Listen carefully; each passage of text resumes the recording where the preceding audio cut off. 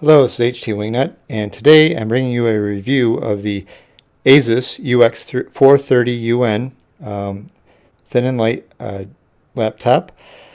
It is a thin and light with a dedicated GPU in it by Nvidia. And but before we go there, I wanted to mention that this has just been released in the last month or so.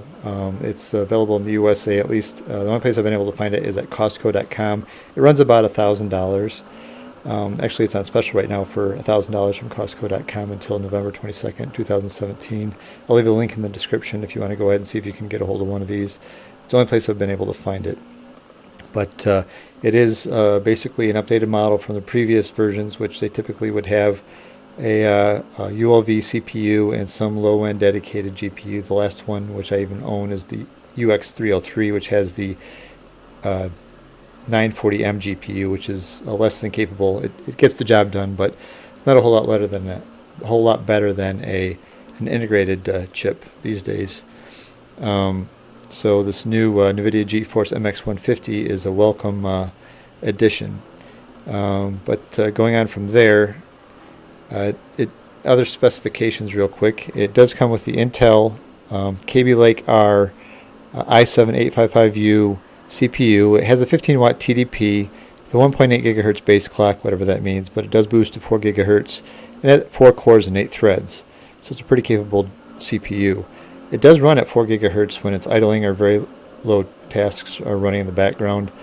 When you load it up, though, it still gets well above that 1.8 gigahertz base clock, so it runs about 2.7 to 3 gigahertz.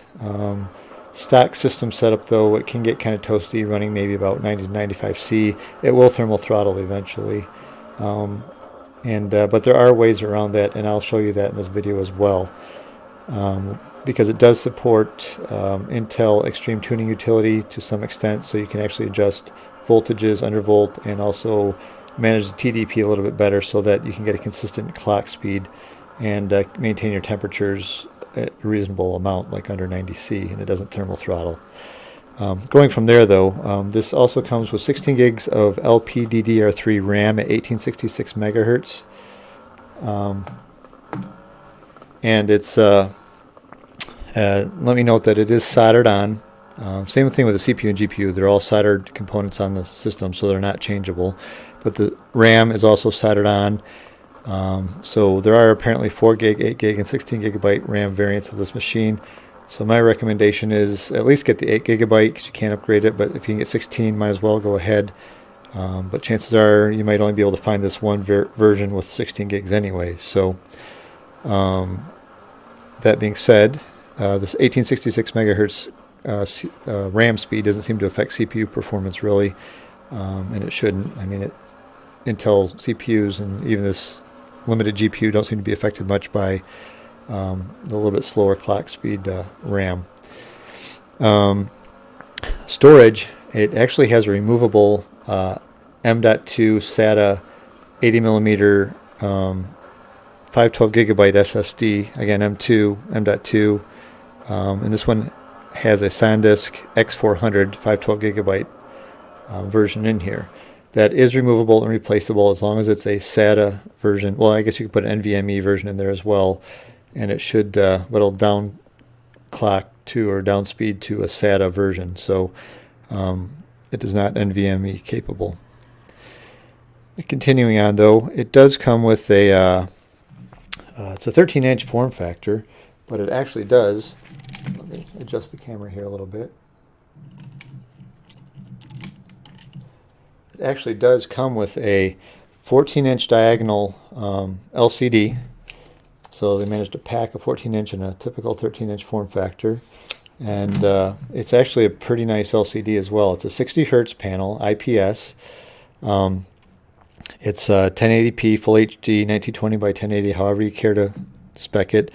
It is a matte, non-touch, but apparently it's 100% sRGB color gamut. And I will go ahead and do a spider color analysis and actually LCD analysis on this to confirm its actual color gamut and brightness and contrast. Speaking of which, the brightness and contrast is actually really good on this as well. Viewing angles are great, and it is a 60 hertz monitor, and for gaming I think the response time is pretty good. It doesn't seem to hinder any performance that I could tell. It's Uh, Windows Device Manager shows it as BOE0718 code, which is an NV140FHM-N62 LCD. And Painlook does have some detailed specs on this LCD. I'll share that later. So I'm pretty impressed with the LCD as it is, both from a productivity and gaming standpoint. I mean, obviously it's not a G-Sync, it's not anything spectacular. I mean, you're not going to be a super fast response time, so some serious gamers are probably going to have some struggle with it. Then again, the GPU isn't really there to do competitive CSGO or anything, although it can play CSGO just fine. Continuing on, we've got the keyboard.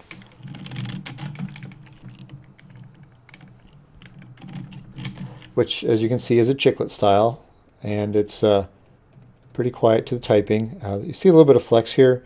That's only because I removed the screws from the back, so I'm going to show the inside of this machine because the bottom panel is removable. You can access the internals of this machine to at least get at things that you want to service or replace. We'll get into that in a minute. But these are supposed to be 1.4 millimeter travel keys, and they actually have had no issues typing on this. I've used it quite a bit already. So it's a pretty capable machine as far as the keyboard goes. They are backlit, multiple intensities of backlighting, which 4 or 5 I don't recall, but easily adjustable through here. I believe there's software in the system that you can do that. It's got a nice touchpad. Touchpad is decent size. It's pretty responsive. Okay, sorry, back to this touchpad. It's a good touchpad, pretty responsive. It has a left click, right click, and it actually has a fingerprint reader as well. So this is actually my second unit that I bought from Costco.com. And I know I've said their name a couple times. They're not sponsoring this in any way, shape, or form. I don't know why I'm sponsoring them. I'm only saying it because it's the only place that you could buy these at the moment. Hopefully it'll open up on Amazon or somewhere else. BH Photo Video, I don't know. Either way, this is my second unit. Excuse my throat. And the first one I had to send back because the right click button kept sticking, and it just was causing my screen to act weird, even if I had a mouse plugged in. So this one seems to be working perfectly fine so far, knock on wood. Speakers, Harman Kardon, and like typical laptops like this, they put the speakers underneath, so it can kind of mute the sound a little bit. Not good, but actually it sounds good. It's just speaker placement could probably be a little bit better. Now they're trying to cram a lot of stuff in such a small package, so sometimes that's difficult. And another thing I wanted to mention is the hinge. Similar versions of this laptop that Asus has made have had issues with the hinges failing. Hopefully, I mean, this one seems really sturdy now. Hopefully over time it will tell if it's really an issue or not. But so far it seems pretty sturdy, and it doesn't wobble a lot when you're typing or anything. It seems pretty structurally solid. So we'll go ahead and take a look at, one more thing I wanted to mention is they managed to squeeze a webcam up at the top. I know a lot of times with these thin bezel laptops, they are starting to put the camera down near the bottom, which people don't like. It basically looks up your nose. This is, I believe, only a 720p webcam, so nothing to write home about, but at least it's something there that you can use in pretty conventional. So other specs on this, go ahead and looking at the dimensions, it is only 0.63 inches thick, or 1.59 centimeters thick.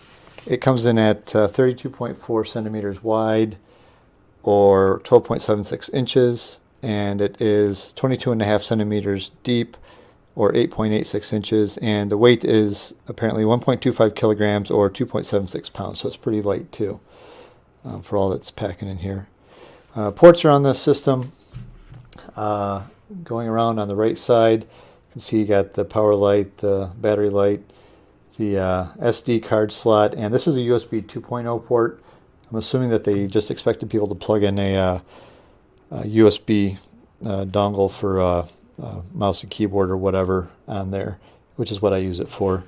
but moving around, nothing on the back. On the other side, though, you get your power port, but you do get a USB 3.1 Type A Gen 1 slot, an HDMI, mini HDMI slot, sorry, micro HDMI slot, a combo audio jack, which I'm assuming is audio out as well as microphone, and this is they call it a Type C USB 3.1 Gen 1 with support for external display. So I'm assuming if that means Thunderbolt or not, but that's nice to see. Continuing on, as mentioned, you can remove this bottom panel. Let me readjust the camera again.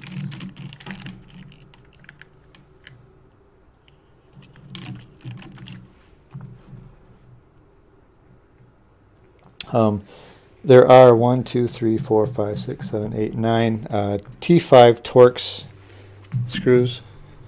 Let me see if I can get this.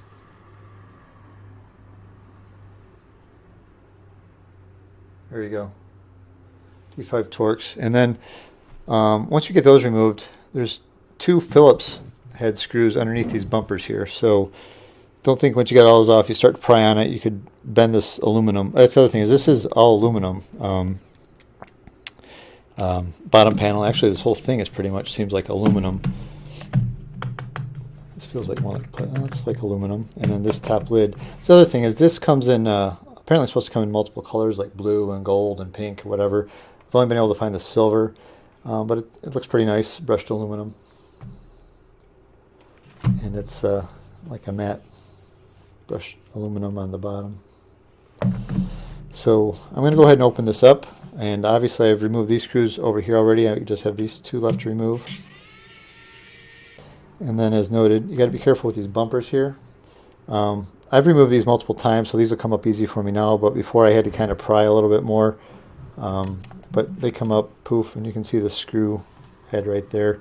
Same thing over here. And then removing these, just the typical, jewelers, I don't know, Type 0, Type 1, Phillips head. And first time I removed this, it actually was kind of hard to pull up. I started getting in right here. It seemed like to be the most easily accessible spot. Just kind of worked my way around and just it kind of got sticky in here because there is a thermal pad over here. So I'd use a little bit of force, but once I did, it popped right up. And then you can see there's the panel. There's the thermal pad, which sits down right on top of the CPU there. So here we are inside.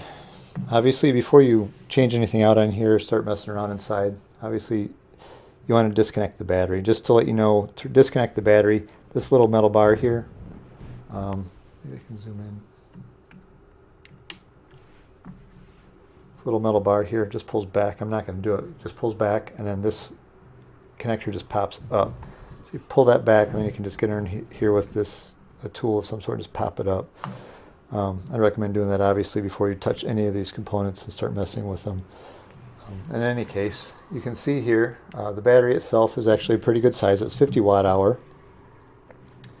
The swappable components are the SSD. As mentioned, this is the SanDisk X400 512 gigabyte SSD. And I did swap this out with a Samsung 850, I believe, Evo SATA SSD, 1 terabyte, and I did a fresh install of Windows 10 and everything went well. So not a problem there. It is swappable. Then you've got your wireless card here, which you can swap out as well. And then you can also remove this the thermal pipe here. You have the 4 screws around the CPU, and then the 2 and 3 here for the GPU. Well, actually 2 for the GPU and then 1 for the end of the heat pipe. And then this thing lifts off real easy. And then you can see the CPU and GPU and clean them off and repaste if you want to. I will show an image here shortly. It shows when I had this all removed, because I did repaste this machine because initially the temperatures were running high, as I noted, on the CPU, running up to 95C.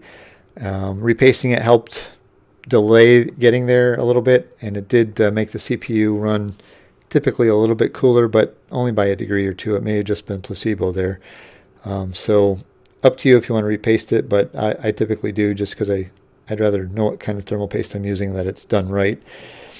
And then in addition to undervolting, I was able to actually drop temperatures on the system by a decent amount and get it to run pretty stable at a decent clock speed.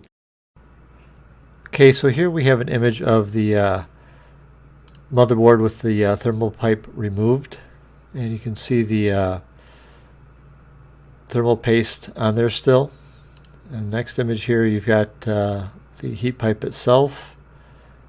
Moving on to the motherboard after all the thermal paste has been cleared off, and then you can see the CPU itself. You can see the larger die there, which is actually the CPU, and the smaller one, which is the GPU. And finally, you've got the MX150 Nvidia die right there. So other than that, next thing I'll be doing is moving ahead to getting into Windows and showing you the system specifications from inside the machine, and how I undervolted with Intel XTU, and just basically what software came included with this, which actually is pretty nice. It is Windows 10 64-bit, and it actually has like no real bloatware. It has McAfee on there. Other than that, it has like a couple Asus apps, which I recommend keeping in there. It seems to be tied with the drivers, but it doesn't seem to cause an issue with performance or anything. So it's a pretty sparse setup, so it's good, so you don't have a bunch of bloatware in there that you have to deal with. So that's it for now, and I will go ahead and button this up and come back to you when I get to the desktop. Thanks for listening.